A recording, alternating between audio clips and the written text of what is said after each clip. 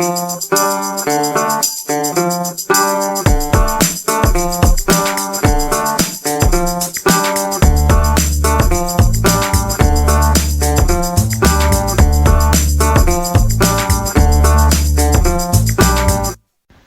Hawkins has got a podcast.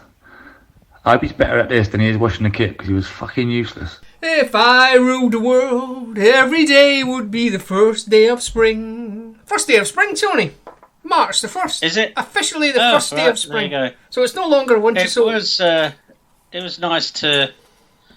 Well, but going out in the evenings, walking in the evenings, going out when it's light, but it's weird coming back when it's dark. And then realising that the lights ain't on. This was the first night. Never get used to it, do you? You never get used to it. This was the first night tonight where I've walked up to the horses and not had my torch on until I was coming back. So, notice that. Spring has sprung, Tony. Spring has sprung, and Milton Keynes Dons. Spring has sprung.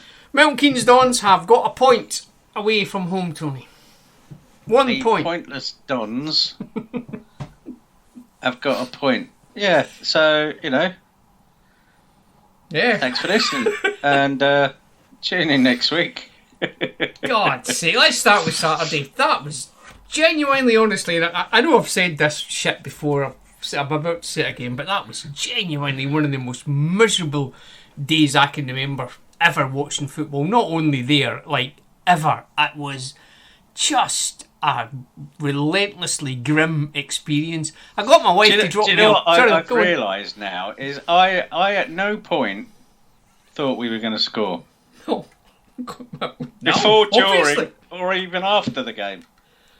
I got my wife to drop me off because, you said about the traffic, so I thought, well, I'll beat the traffic, so I get dropped off, and I think, because I've tried to blank it out from my mind, it was that fucking terrible, but I get dropped off, I reckon it was about 2 o'clock, and I went upstairs to Lewington's, and I bought a pint, and I was standing, I think I was talking to Frank Owen, like John Samuel, but I was absolutely, frozen, right? Not just cold, you just think, when, cold gets right inside you, and, I don't know about you, but I get cold. Actually, do you know what? I don't get cold at football. Oh, fucking Jesus. And I haven't done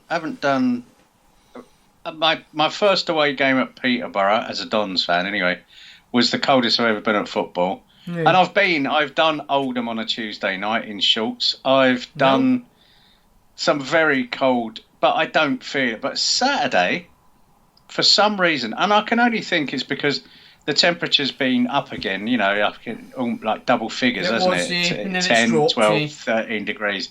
And then last week, and especially at the weekend, it dropped again to 3-4 degrees. I think that's why. Plus, also, I should confess, I was drastically underdressed for the weather. Oh, I bought a new coat, Tony. I had a T-shirt, a Don's training top, and a very thin jacket on. No gloves, no hat, no. I drastically underestimated the temperature on Saturday, and I was cold. My feet weren't cold; I was just cold in general. Hang on a minute, hang on. Someone's coming. What is it? Bring Robbie back. We're not bringing. It's not Robbie. It's Bring Robbo. Robbie back. Bloody hell! Oh, is it Robbo? Robbo, not Robbie. Right, get out. You've said your piece. Get out. Now there you go. Penelope is as knowledgeable as us and most of our fans. Yeah, I bought a new coat, Tony. I was wearing a brand new coat, a wool coat. Lovely it was. I was about to say it was lovely and warm, but it wasn't. God, I got up there right. Whoa, hold on, I need to shiver. I was standing right. Oh, God. In that cowshed. Where I don't know, where they sell the programmes? The SA sell the programmes. I'm standing there right and I'm thinking, Christ, it's cold here. I'm freezing, right? So I genuinely, and I hate to have to say this, and I have posted it online, but I honestly, genuinely think that I've come to the conclusion that Lewington's should really just be shut down. Do you know that? I really do. If they're not going to do anything... Because of the temperature? Well, yeah, if they're not going to do anything about that, that's just... It was a miserable experience, standing there. It's not a great experience at the best of times, any longer, but God, it was... Fucking, I was frozen. And that just kind of... I didn't go up this week, actually. I dodged a bullet there, mate. First time in ages I've not been up there before the game, and sounds like I made a right decision, because, yes, I was very cold. Very, very cold. I don't know As I say, I can only think it's like the temperature change back down to, nearer zero, because I was cold, and walking home as well, I was cold. So I mean, I went and sat down and watched the game, and genuinely, honestly, I was like, unbelievable. I just couldn't get warm no matter what I tried to do. Like doing the old Vic Reeves, rubbing the legs things and stamping my feet, and I'm just thinking, God's sake. And then I've mentioned the guy behind me, like it's just so obnoxious.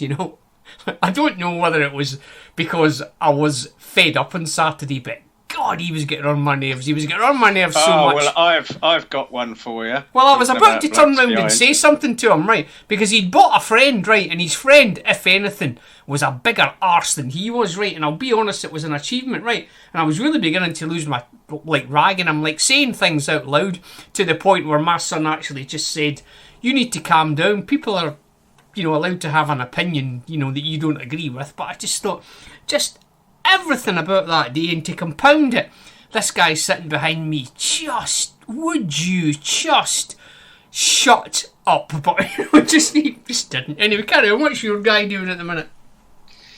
So I don't know if he's been there before, but it was a couple of rows behind. So it's not the usual chap, the font of all knowledge, font of all football knowledge that usually sits behind me.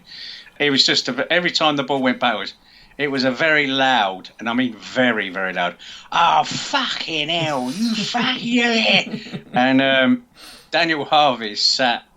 could he hear him, to my right. Daniel Harvey, Britain's angriest man, he could take no more. I mean, I could see him looking around and I'm thinking, he's going to say something, And then Daniel Harvey goes, for fuck's sake! Actually, I should probably try and do the Scottish accent. No, I'll do it for you. In the current company. And for fuck's sake, you're not on the pitch. You don't know what you're talking about. Shut up. Just sit down and shut up. And approximately 32 seconds later, Ipswich scored. So for some reason, though, that shut both of them up. And both were silent. Daniel stuck his hood up and that was that. It didn't get another peep out of him after that, or the bloke behind, funnily enough. So, yeah, it was an interesting one, because I thought someone's going to have a word with Harvey, because whilst he has his you can't turn, his you right can't, that's to never right going to end. Reply, that's not going to end well, that is it? No way is that going to end well. No, it's not going to do him any favours. But I can sympathise, because it's his mates and his team, and they're. Someone, I mean, he basically said, we're keeping the ball. And he was absolutely right. We were keeping the ball, but as we know, we don't actually do anything with it anymore. Apart from that 5 seconds where we had 5 shots on goal and somehow managed to not score, that was the only... Well, we should have just gone home then. Yeah. I should have just got swooped out there, because that was the peak. Yeah. That was it. I mean, we saw 4 shots on target in the space of 4 seconds. Yeah.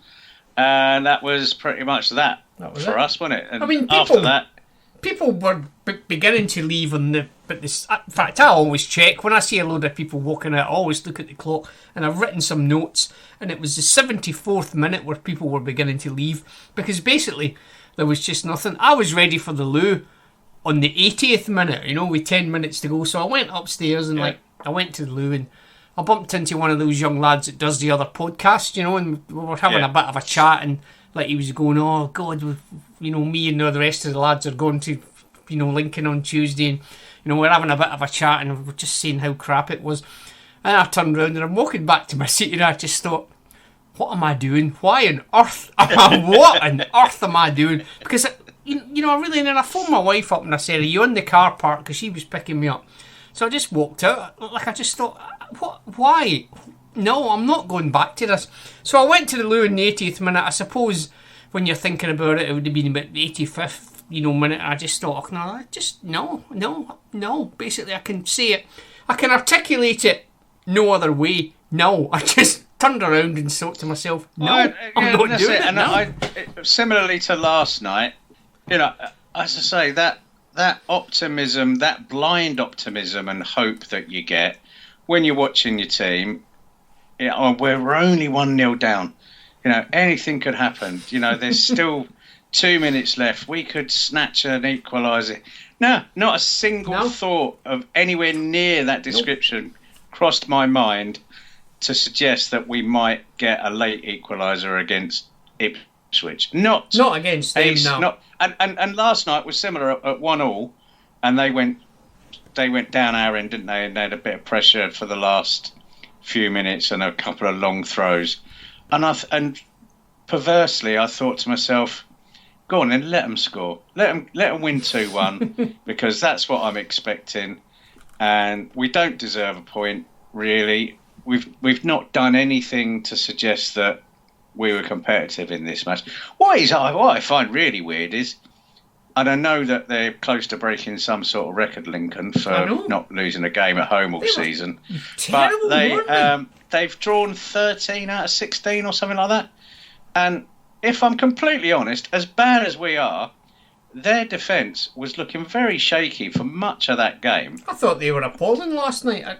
Really, genuinely. Well, you remember the game at our place. It was the worst game of the season, and we knew it was going to happen. We knew it was happening. Yet we still, like you say, we still went and watched it and sat through the whole thing. I mean, you cannot say, like, those last 4 seconds of normal time last night, because apparently there was 4 seconds to go when your man scored. Like, you're thinking, that does not mitigate for the 180 previous minutes that I've had to sit and endure what is absolutely the most turgid. And here we go. Google has just... It's just reminded me that I can watch highlights from last night's game. So well done, Google. Just like saying, you cannot... That does not mitigate that goal. Good goal as it was, whether he meant it or whether it was a fluky goal or whatever, does not in any way compensate or mitigate for the previous 180 minutes of absolute shite. Did you watch it? Because the funniest thing last night was Toby Loughlin co-coms. Did you hear what he said? Like at one point, I think Luke, I don't know, it was either Luke or it was a summariser was asking him what it was, and old Toby turned round and goes, "It's just absolutely rubbish, this." I just thought that's just like brilliant. That is just the funniest thing. Luke was definitely struggling. He was for commentary, and he said it himself. He's not a commentator. He doesn't necessarily enjoy the commentary side of things, but he does his best. I mean, John Motson, bless his soul, rest in peace, etc.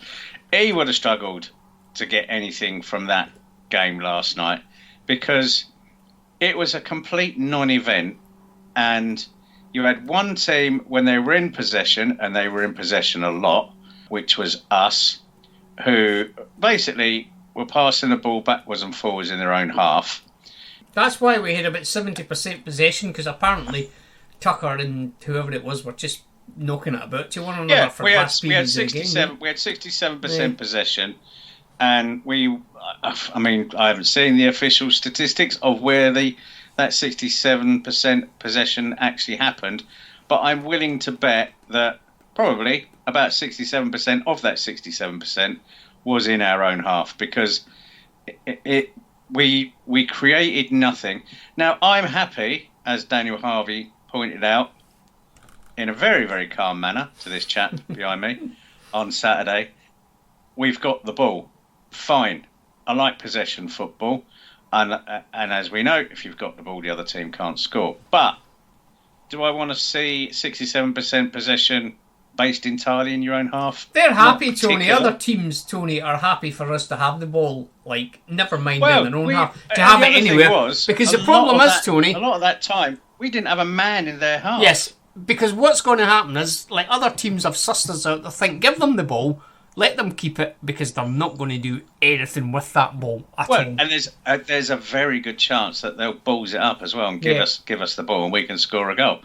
And I mean, their goal was very good, but once again, there was a man stood behind the bloke who scored. The bloke who passed the ball to the bloke who scored was unmarked.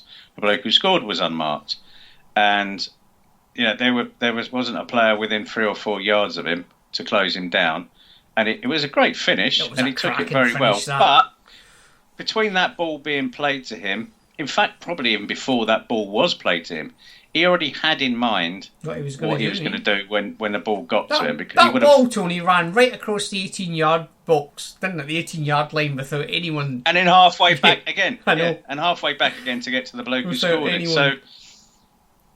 So again, we're now talking about. We're not talking about damage limitation now. We're talking about survival and finding ways of scraping together enough points to keep us up, because we're not going to out-football even the tripe that we've got to play in the next few weeks, Port Vale accepted.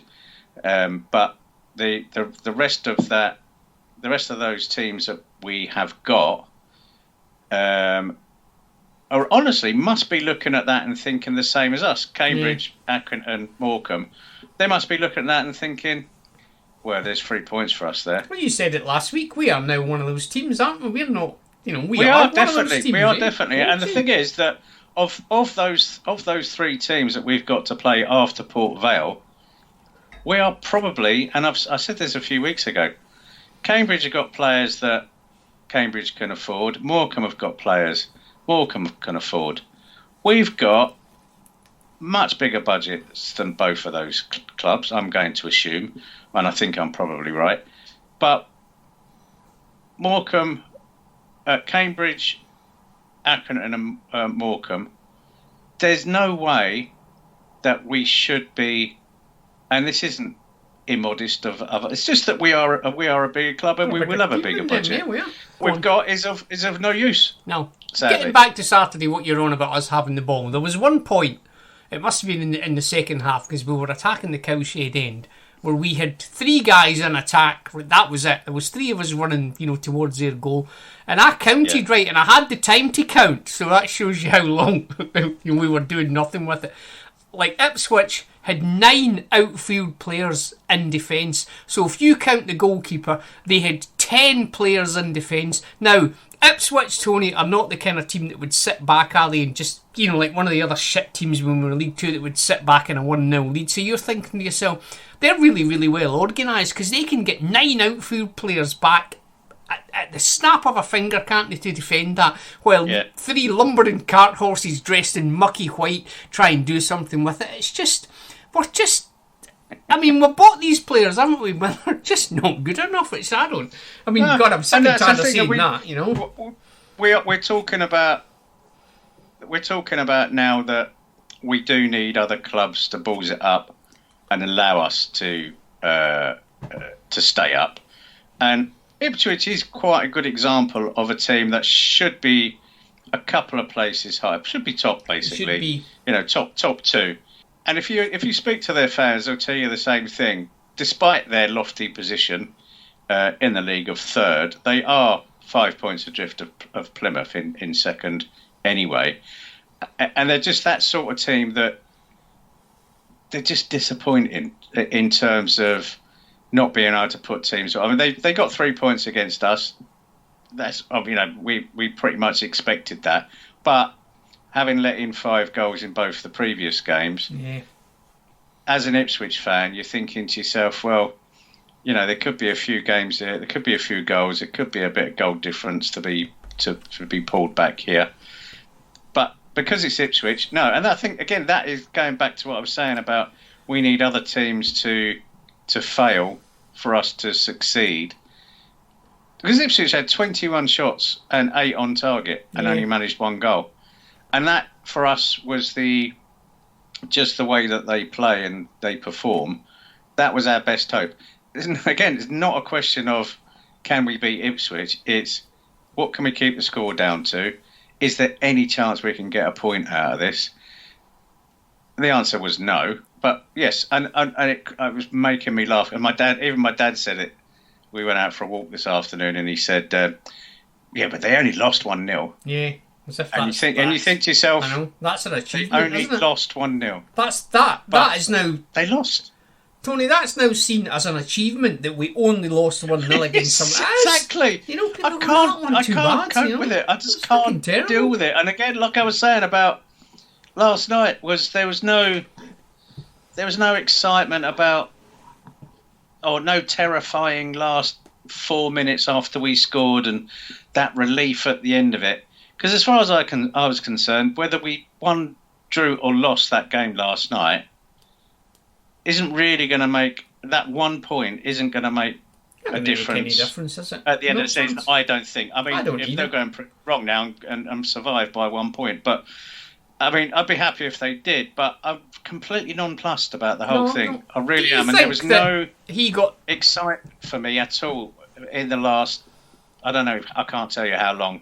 I mean, for me, listening to it on the radio is more nervy because you can't see what's going on the pitch. On the TV, you can see what's going on to a certain extent, and when you're at the game, you can see what you want to see, obviously.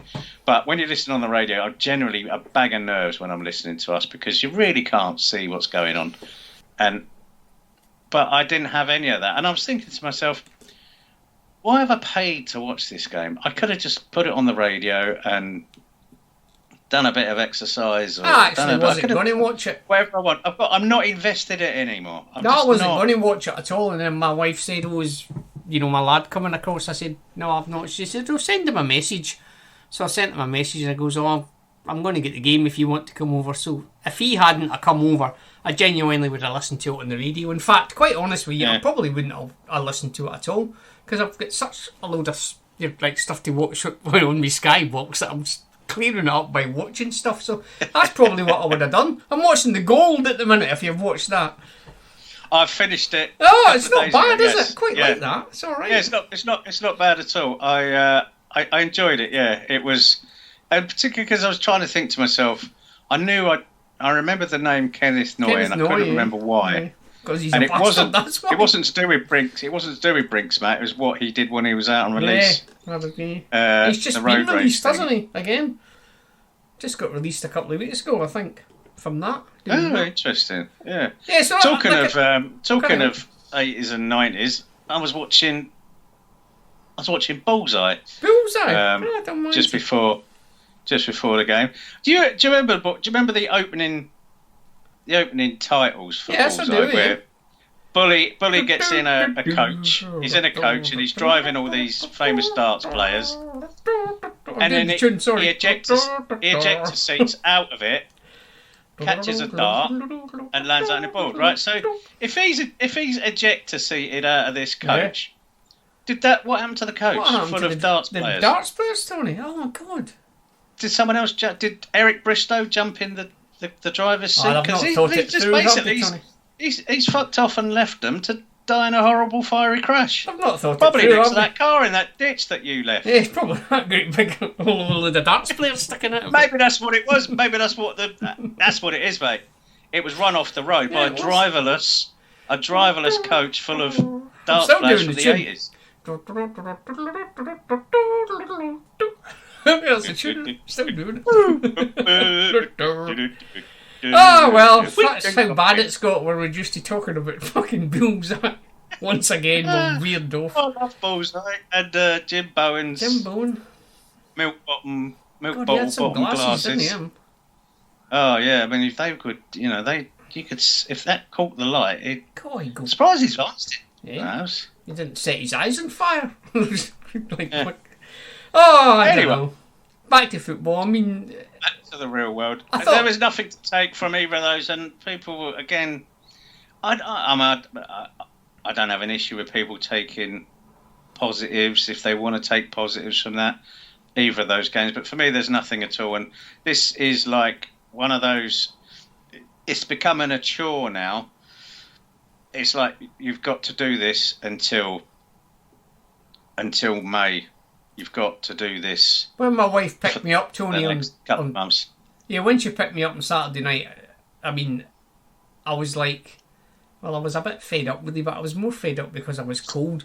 And she's going like, I'm not making this up. She genuinely did say, why are you doing this if you don't enjoy it?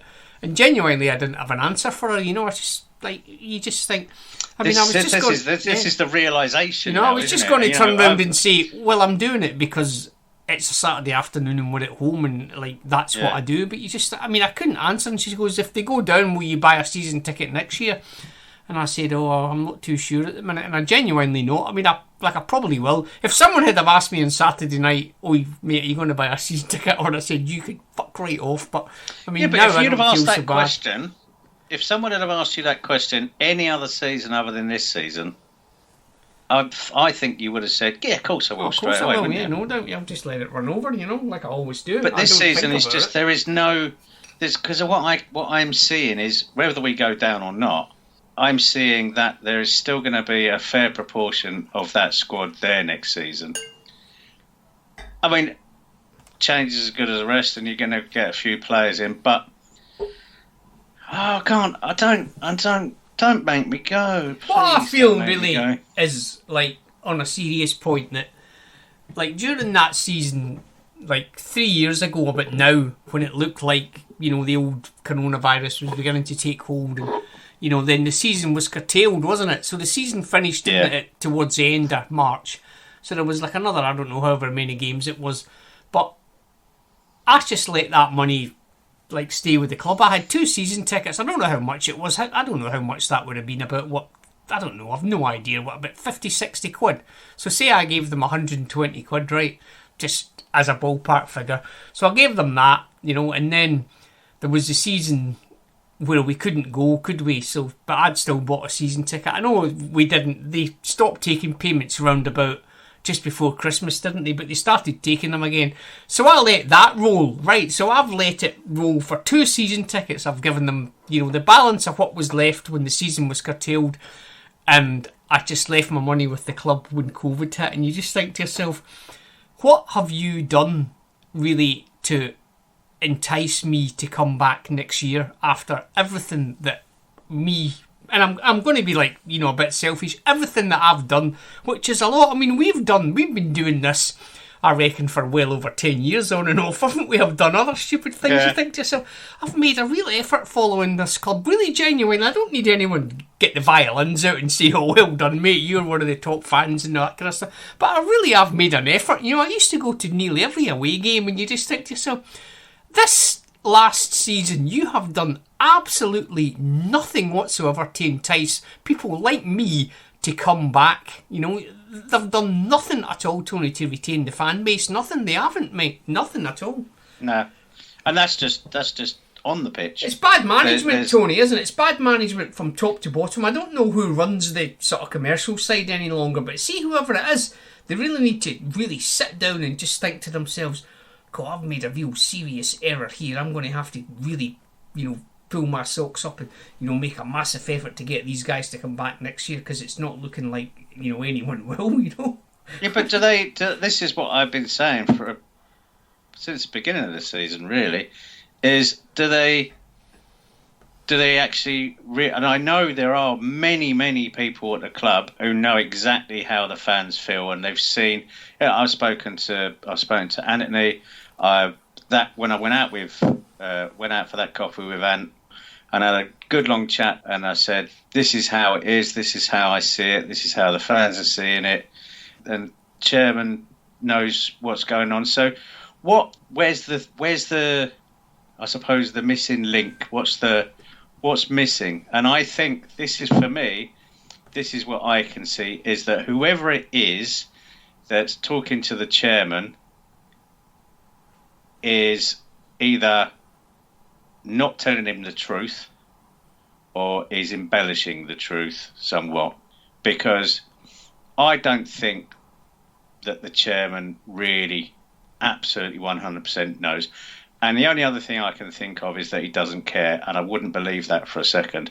As bad as you know, what people are saying, the bad things about him, and some saying that he should go and whatever, but one thing I don't think I could ever say is that he wouldn't care. So somewhere along the line, either he doesn't know what's going on or he doesn't care, and I can't accept that he doesn't care. And for me, that is, and you can say, you know, mistakes were made and recruitment was bad. Those are, that something needs to be done. Something needs to be done, and to recruit that badly, that many players, how does that happen? How does that happen? When you look at how good the recruitment was for the previous 2 seasons, something's badly gone wrong there. Something really. I mean, I don't know if they, like, someone, I was reading someone on the internet that someone was saying that Sweeting, he doesn't even look at the players. He's got like a spreadsheets and database. I'm not sure if that's right. I'd be surprised if that's right. Yeah, no, actually, right, no, that it is absolutely true. But that's how they recruit players, by just looking on the internet. No, not just that. Jesus, but yes, there is. So I don't know what he has particularly, but I do know that in general, each club will have their own databases, their own information. Some analysts, for instance, might have their own, and everybody thinks theirs is the best, obviously, because otherwise, why would you do that job? But yeah, that is. But that's only the beginning. So then they will look at that, because you have to consider that there's hundreds of players out there. I suppose, yeah, thousands, isn't there? Potentially could play for your club. So you want to be narrowing that down. You've got the scouting network. Do they still have a scouting network? Have they still got guys that will go to, like, I don't know, Swindon on a Tuesday night just to look at someone? Is that still a thing? Yeah, well, I don't know if there's any directly employed by the club, but there is a network of scouts. So you might want to say, I know Jimmy Jones in the Northwest. I'll ask him to go and see this player. Yeah, can you give us a report on this guy? Yeah, and he'll get chucked a few quid for a report to come back to us. So we did have back in the day, we did have, like, Kevin Gallen, for instance, was one. Oh, right. He would travel all over the country for us. Now you've said that, rings a bell. Looking at players. So, but yeah, it's just easier to have this network around where scouts will report on games for you. Yeah, they do have a spreadsheet and they do have lots of stats, but they don't just look at it and go, "Oh, look, he's 96% out of." It's not fucking Football Manager, people. Don't be stupid. Why would anybody do that? Yeah, buy him. Why? You haven't watched him. No, it's fine. He's got 96% on that. It says here he's had 14 assists the last season. He must be good. So let's get him in. It don't work like that. Yes, that might lead you to say he looks like he could be worth a watch. But yeah, they all have their own different ways of doing it. But yes, there generally is a database of players. They'll all collect their own facts and figures and stats and so on, and then they will basically say, we think he's got what we want. So you won't just say, oh yeah, like I say, it's not Football Manager. You don't just put in the best players that you think you could afford. I cannot believe people think like that. It just cracks me up. It really does. I don't know how it works personally. I have no idea. What they'll look at is they'll look at that list of players that they've got with specific attributes that you might be looking for, and then yes, we'll go and because you can't go and see all of them. No, you can't go and watch them all. And something has gone. You want to know what sort of wages they're wanting, who they've played for before, injury history. So there's 1,000 different things that would do that. So, but at the same time, I cannot believe that we got it so wrong in terms of experience. Irrespective of spreadsheets and guys going up to Stockport on a wet Tuesday night, something has gone spectacularly badly wrong with the recruitment this year. It really has. Terrible. I mean, it could be. I don't know. I mean, we've gone young across the board, which is not a bad thing normally. Yeah, other than the old fella. But no, generally, that's it. It's brave and it's worked for us in the past, and we have generally improved over the years. And we kept doing it, didn't we? With Russell Martin, and then we had that. We brought in, when the whole uproar about. The lad who went to France. Healy. Yeah. Oh, we'll never replace him. We'll never replace him.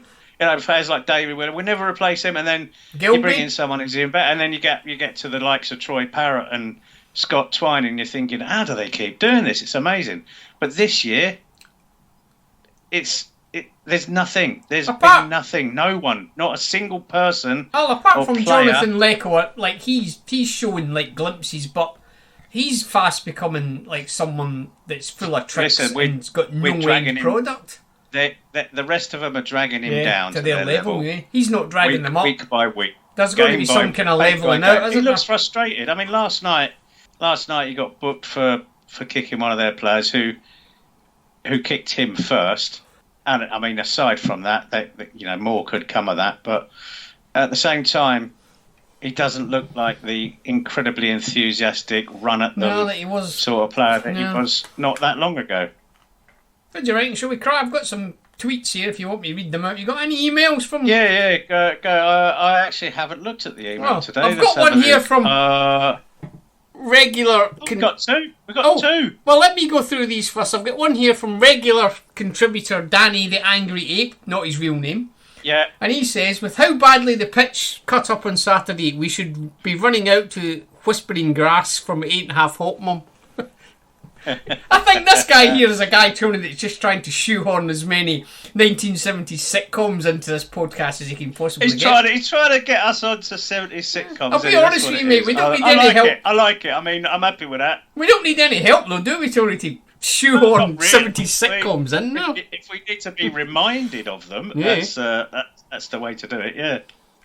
Right. I was asking this morning, bearing in mind that someone's got the sack at the weekend. Someone, your old mate, no longer employed by Oxford. Yeah. So I said we'd be talking about him tonight, and then I put in brackets, we won't really, and I was said, would anyone be happy to have him back? And we've got one here from someone called just simply Graham. And old Graham says, give Jackson a long enough chance. If it doesn't work out, I'm sure Robinson has enough about him to deal with League Two. Get the feeling it doesn't matter what Jackson does. It is our destiny to go into the last game against Burton needing a win to stay up. And I've got one here from someone called the Tartan Cyclist. I don't know who that is, Tony. I've no idea who that is. Not a clue, mate. Not a clue. But he's asked if you are going to be in the car park singing Take That's Back for Good when he comes back. If it means, I mean, I personally would have people rather listen to me sing than him destroy Proclaimer song after Proclaimer song. So, and one final one on the same theme, Tony, from MK Don's fan, and he's asked why Jacko is doing fine with what he has and Robbo's still in League One. When the time is right and things would align, he would love him to come back. Well, we've said it before. I don't know I can't remember what you said, but I don't want him back, to be quite honest with you. Not at the minute. I mean, aside from that, he says Jacko's doing all right with what he's got. He's not doing all right. This is a good point, this, because I was thinking earlier on today, I don't make notes, but I always kind of sort of vaguely rehearse what I'm going to say. And I was thinking to myself that I don't think he is doing particularly well with what he's got. And I was thinking today that I don't think, I mean, I know we've just said that the squad are kids with with one notable exception, maybe two when your old mate gets back from being injured. But he was a youth team coach, wasn't he?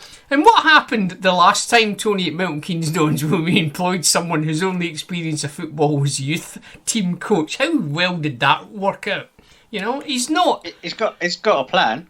Well, it's got a plan. No, I mean, I'm not about to say. I was about to say I'm swiftly coming to the conclusion he's not good enough. I'm not, but he's not what I thought he was going to be even.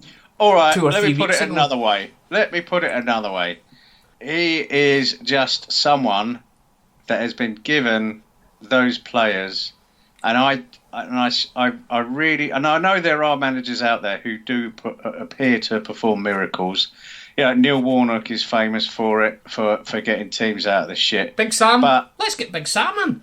Big Sam, yeah. All right, so let's say one of those two was to come in. Honestly, really and truthfully, how could you possibly get that team to improve to the point where you'd be confident to say, yeah, we're going to go out and we're going to at least compete today? Because this is the issue. Forget about goals and possession, and we're not competitive. We are. I mean, Ipswich barely broke sweat on Saturday, and how many times have we seen that this season, particularly at home, where teams have Peterborough, Plymouth, Sheffield Wednesday have all come and gone, and barely broken a sweat. They probably didn't even need to shower. They would have just went down the tunnel, back up the stairs, out the front door, and gotten the team coach. No need for a shower, lads. We'll just get changed on the coach. We get home nice and early, go for a pint. Because there's no, for me anyway, there isn't anything, and whether it was Jackson or someone else. I can't see how anybody can turn that round. And again, if we do survive, it will be at the expense of someone else. If you're Tony, if your brand new shiny manager is sat next to the chairman of the club where you've just taken the job as the aforementioned brand new shiny manager, and that chairman turned round and says, well, I'd like to welcome Mark to the club, but I'll be honest, I've not given him a lot to work with. What can you fucking say? Well, I mean, precisely. And that, you could say, you could say I admire his honesty, or you could say you shouldn't be saying that. Or you could say, does he realise what he's saying? What he's just said. Again, if that was, and that was a genuine sentiment, whether he meant to say it or whether he meant for it to be interpreted in that way or not, he has basically said you can't polish a turd. These Good guys luck, are mate. shit, mate. Sorry. Anyway, read your old emails out. What have you got? That's exactly what he said. So, what have you got then, Tone? Read an email out. Go on. So I've got one from Rag. Oh, Rag's back, is he? Yeah. Is that the Tartan cyclist brother? I think they're related at some There is some cousins way. or something like that. Yeah. They might be attractive cousins. Yeah, well, I wouldn't have thought so. Attractive? Have you seen them? He says, have either of you tried Prime? The hysteria is mental. I'm having fun going to newsagents and asking how much they're selling it for. When they say something like $8.99 or $10.99, I say, nah, that's too much. They get annoyed, but I like winding them up. Maybe you should find other things to do. I don't know what that means. What he's just said. No, Prime is is that the Amazon thing? Amazon, like the service? It's an energy drink.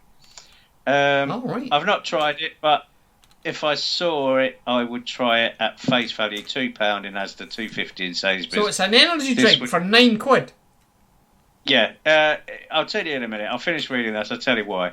This would just be to see what all the fuss was about. If the pod launched their own sports drink, what would it be called? I think battery acid would be a good name, because kicking some batteries down a corridor is better than going to an MK game at the moment. All the best to you both. So if we launched an energy drink or sports drink, what would we call it? Ooh, arse kick, that's what I'd call it. Because that's what I would be expected to get from an energy drink, my arse kicked so I could work harder. Arse kick. I reckon that's a good selling point. I'd say, I'd call it idiot juice. Idiot juice, there is that, yeah. Yeah. Or gullibility, I'd call it that, Tony. Yeah, we could call it that, gullibility, because that's what that shit is. Gullibility, idiot juice, you're a moron for buying this. Yes, there is that, yeah. So Prime is a new energy drink that was so hyped up that there were this thing where people fights. Yeah, that I was about to say. Is this thing I seen on the internet where people were like pushing one another out the way to get to it? About 100 people in a shop trying to buy it. Right, I didn't realise what that was. I thought it was just bottles of water. It was like Tracy Island that Christmas. Yeah, I remember that. Yeah, and then actually, funnily enough, someone has responded to your tweet via email. Oh, that's interesting. And it's our old mate Alan Slade. Alan? And he said, saw your tweet and thought I'd share my thoughts.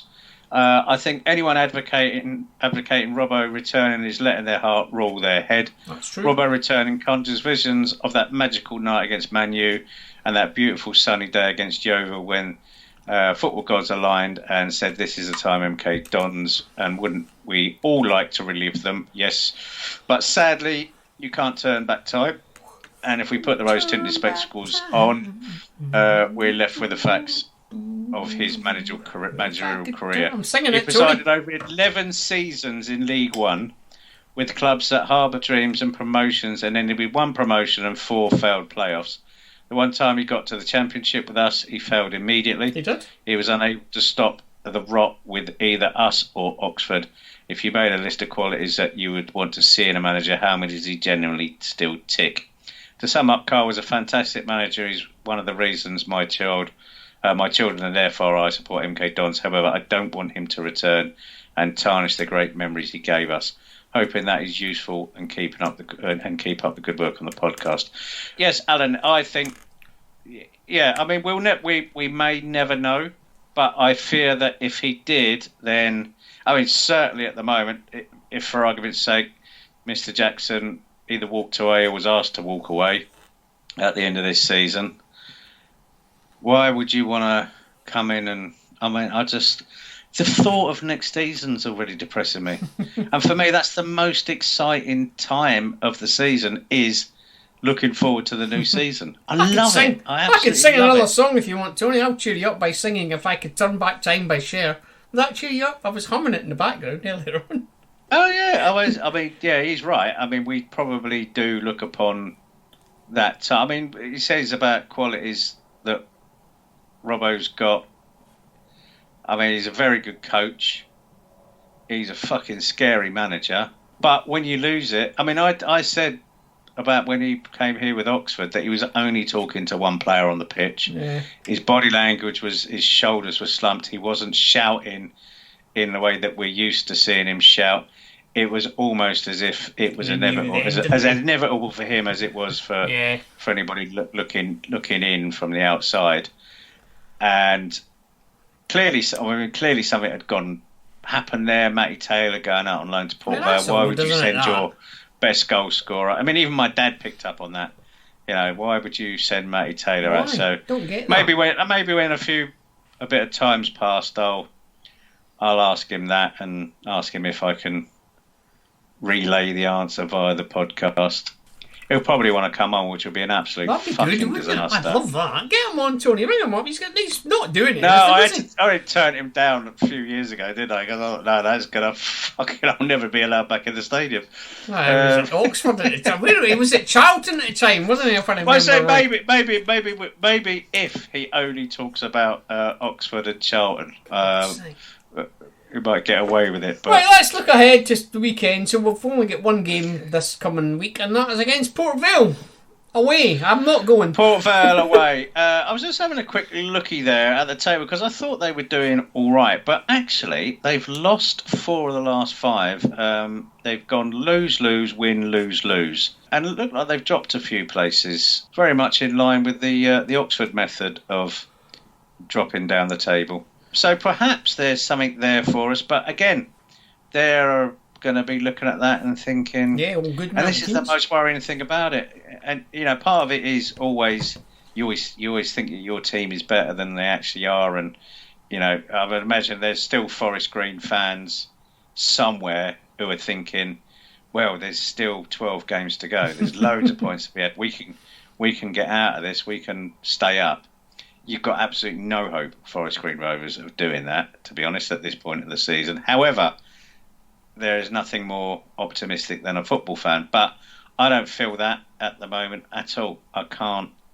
In the current position we're in 12 games' time, I would be... I don't know. We did get out of the bottom 4, and again, a couple of wins, and we probably will be back out of the bottom 4, but... Have we got a couple of wins in us? I don't think I'm making predictions any longer. I just couldn't see what would happen on Saturday. I've just genuinely no idea, mate. Could be anything, couldn't it? Anything could happen. Oh, t'other thing is, if you discount Forest Grievers, if you discount Forest Green Rovers... That's a better name than Forest Green Rovers, isn't it? Forest Grievers. Forest Grievers. With whatever known as Forest Grievers in my house from now on. That's much better name. An Undertaker's football team, the Forest Grievers. If you discount them, right, with their minus 38 goal difference, we now have the second worst goal difference in League One. Apart from Grievers. We have... other than the Grievers, who are minus 38, Cambridge minus 28. Ooh. It's then us on minus 22 as the third overall worst. We're not bottom then, aren't we? We've lost 20 games, which is one fewer than Forest Green Rovers. The next worst is 18, Cheltenham. And although we've actually won 8 games, we never really draw. I mean, weirdly, Cambridge have only drawn 5 games this season. So I am struggling to think now. Hold on, maybe goal difference could save us. Probably not now. That's gone. Where are the points coming from? Accrington have got 3 games in hand, unless Morecambe have got a game in hand. Cheltenham have got a game in hand. Burton have got 2 games in hand. Everything is looking against us. So maybe that's what we need now. Is that yes, absolutely everything is going against us. The only thing that we have got is that we're playing teams in and around us in March. There's points to be had there, but what if we don't get those points? Oh God! From those 3 teams. I don't know if last night's game was one of those teams. Was it?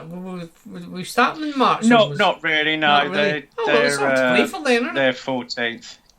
Yeah, I mean, actually, weirdly, I don't know how we managed to play a game when none of the others did, but I can't actually remember who else played in League One last night. Fuck it, this I know finished. Derby did, didn't they? Oh, this podcast finished. Derby. I'm done. Derby beat Cheltenham 2-0. I'm not listening now. I'm stopping now. I'm fed up. Quite honestly, I'm struggling. Yeah, no, that's it. I mean, we're as far as I'm concerned, we're done. Prove me wrong. There you go. Well, that's a big call out there to Milton Keynes Dons from ex-kitman Tony Hawkins. Prove us wrong. Prove us that you can stay up. So I'll be honest with you, Tony. I lay my doubts. If we stay up, Tony, I'm perfectly prepared to buy you a pint there. How's that? I just banish my pessimism. Yes. Destroy God. my distraughtedness. Is that word? Distraughtedness. Destroy my distress. That's a good one, isn't it? Destroy my distress. Was that not a single by the Manic Street Preachers? Sounds like as if it should be, doesn't it? It could quite possibly. I mean, they probably should now do that. Yeah. Ah, well, I'm done now. That's me finished for tonight. I'm shrugging my shoulders. I don't know what else to say. I'm saying we're regurgitating. So no predictions. We're not even above a prediction for Saturday. No. No, I'm not. No, I'm with you, mate. I'm with you. I don't know what to say. Let's just leave it. Let's just leave it. As I say, go and do what you're going to do, and come back to me in May and let me know how you got on, lads. And with that bombshell, as Jeremy Clarkson would say, I'm going to press the stop button, and Tony's going to say goodbye, Tony. Goodbye, Tony.